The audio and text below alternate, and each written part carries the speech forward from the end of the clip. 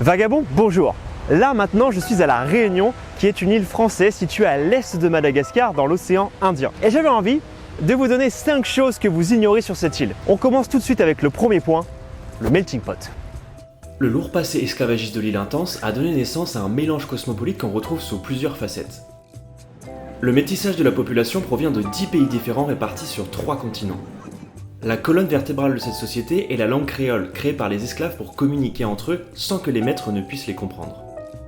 Même si quasiment tout le monde utilise le français, le créole reste aujourd'hui encore la langue de la Réunion.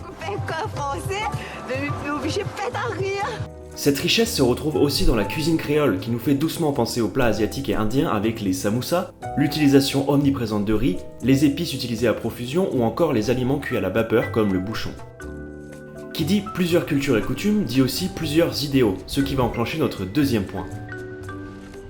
Les religions se côtoient en harmonie, même si les groupes ethniques ont tendance à rester entre eux. Il y a 4 croyances prépondérantes sur l'île. Le christianisme, évidemment, l'islam, le bouddhisme et l'hindouisme. Cette dernière est celle qui m'a le plus fasciné.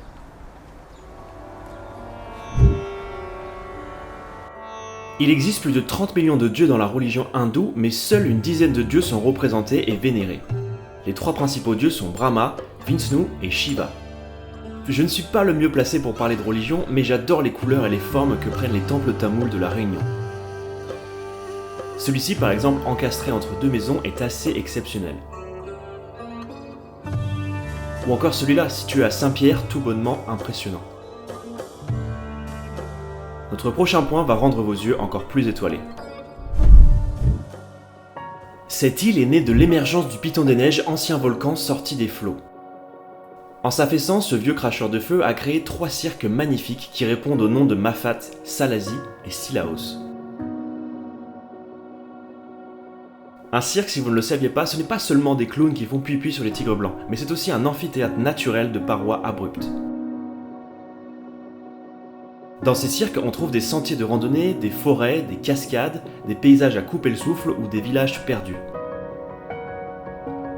Les noms donnés ont pour origine des noms malgaches. Silaos, lieu que l'on ne quitte pas, ou le nom d'esclaves marrons. Les esclaves marrons sont ceux qui ont fui leurs travaux forcés pour trouver refuge dans ces lieux sculptés par la nature. Mafat et Salazie en sont 2. Pour moi, ces 3 cirques doivent être la raison de votre venue à La Réunion. La nature a simplement créé quelque chose d'unique au monde, indescriptible et intemporel. La Réunion, c'est environ 200 microclimats, une préservation de sa biodiversité et 40% de son territoire classé à l'UNESCO. Je n'ai, sans mentir, jamais vu ça ailleurs, surtout pour ces 3 cirques.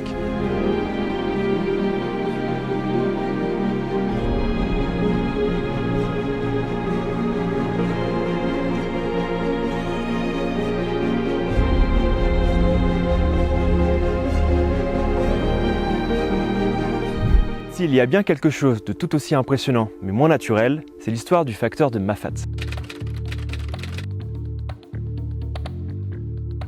Angelo Tiburce commence sa carrière de facteur en 1965 dans le cirque de Mafat, qui encore aujourd'hui est uniquement accessible à pied. Jusqu'en 2003, l'année de sa retraite, il a parcouru plus de 180 000 km à pied, soit 4 fois le tour de la Terre. Un homme donc, vous l'aurez compris, très sportif, qui est considéré comme le facteur le plus célèbre au monde. Il a même sa page Wikipédia.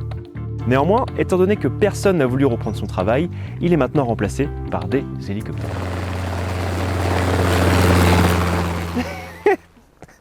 Pour la dernière info, vous n'êtes pas sans savoir que la Réunion compte un volcan encore actif nommé le Piton de la Fournaise. J'ai très envie de vous montrer quelques vidéos provenant de ma tentative de randonnée. Ce matin, randonnée au Piton de la Fournaise, c'est magnifique. La rando pour l'instant n'est pas très dure, le ciel est dégagé. Et quand on va arriver en haut, on devrait avoir une vue sur le cratère, sur ce volcan qui est toujours actif. Et je pense que ça va être vraiment magnifique. Pour la Réunion, il ne faut jamais parler trop vite. Le grand soleil et l'ouverture s'est transformé en un nuage opaque, pluvieux, mouillé. Donc voilà, ne faites jamais confiance trop vite au climat de la Réunion. Voilà, là on est en haut du Piton de la Fournaise. Et ça, c'est censé être le cratère. On voit rien du tout. Bon, et toi, t'en penses quoi, Yanis? Moi, j'en pense que tu peux regarder mes lunettes. toi tu vois rien, moi je vois encore plus rien.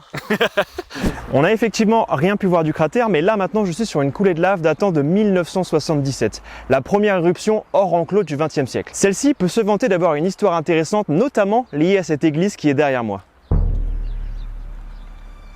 En 1977, c'est la première fois depuis 177 ans que le volcan éclate. La coulée de lave voyage à plus de 40 km/h se dirigeant tout droit vers le village de Sainte-Rose. Miraculeusement, si je puis dire, la lave fait le tour de l'église et ne fait pas effondrer le bâtiment. Certains y verront un signe de Dieu, et d'autres, plus scientifiques, diront que la porte, trop étroite, n'a pas laissé la lave pénétrer à l'intérieur. Revoyons ensemble les archives de cet événement. Le 13 avril, pour la deuxième fois, la lave incandescente s'approche du centre de Piton-Sainte-Rose. Elle ceinture l'église, l'entoure, mais ne réussit pas à s'écouler à l'intérieur. Rien d'ailleurs de miraculeux à ce phénomène. La porte d'entrée est étroite, le magma refroidit très vite et bouche l'accès. Très vite également, on décide de laisser le tout en l'état. Notre-Dame-des-Laves est née. Juste avant la fin, voici un petit bonus très bref à propos de la route du littoral, considérée comme une des routes les plus chères au monde. Dans le dernier bilan financier dressé, il est dit que le coût final pour cette route pourrait dépasser les 2,2 milliards d'euros. Cette route, à quelques dizaines de mètres de la côte, littéralement dans l'océan Indien, a pour but de s'éloigner des rochers qui menacent de tomber chaque jour. Une bonne idée en soi, mais les travaux traînent en longueur du fait de l'arrivée depuis l'Europe des matières premières. Mais bon, comme disait l'autre, là où on va, on n'a pas besoin de route. Il y aurait plus d'anecdotes et d'histoires à raconter, mais ça fait 5 et un bonus, donc il est temps de conclure. Vagabond, j'espère que vous avez aimé cette vidéo, et si c'est le cas, n'hésitez pas à vous abonner, partager, vous le savez, c'est très important pour moi. Depuis Grand'Anse, une des plus belles plages de la Réunion, je vous souhaite beaucoup de voyages dans les prochains mois. Au revoir Azat.